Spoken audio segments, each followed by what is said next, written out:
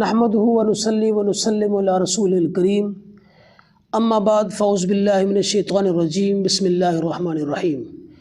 آج آپ احباب کے سامنے ایک زبردست وظیفہ بیان کرنے جا رہا ہوں۔ اس وظیفے کی فضیلت احادیث مبارکہ کے اندر بھی متعدد جگہ پہ بیان کی گئی ہے۔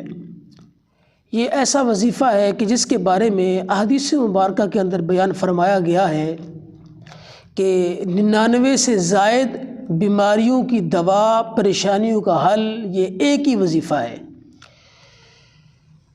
وہ وظیفہ ہے کیا؟ مجموع الزوائد کے اندر حضرت سیدنا معاذ بن جبل رضی اللہ عنہ، آپ اس حدیث مبارکہ کے راوی ہیں، تاجدار انبیاء رحمت کونین صلی اللہ علیہ وآلہ وسلم نے ارشاد فرمایا، کیا میں تمہیں جنت کے دروازوں میں سے ایک دروازے کے بارے میں نہ بتاؤں؟ عرض کی گئی، یا رسول اللہ صلی اللہ علیہ وآلہ وسلم وہ کیا ہے؟ ارشاد فرمایا، لا حول ولا قوت الا باللہ، یہ جنت کے دروازوں میں سے ایک دروازہ ہے۔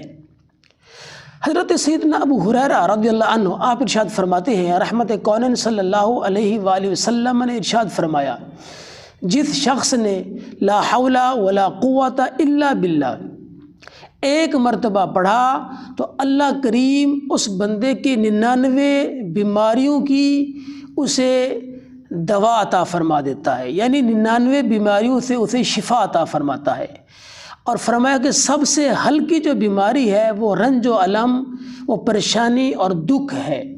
معزز و محتشم سامعین و ناظرین، لا حول ولا قوت الا باللہ العلی العظیم، یہ زبردست وظیفہ ہے۔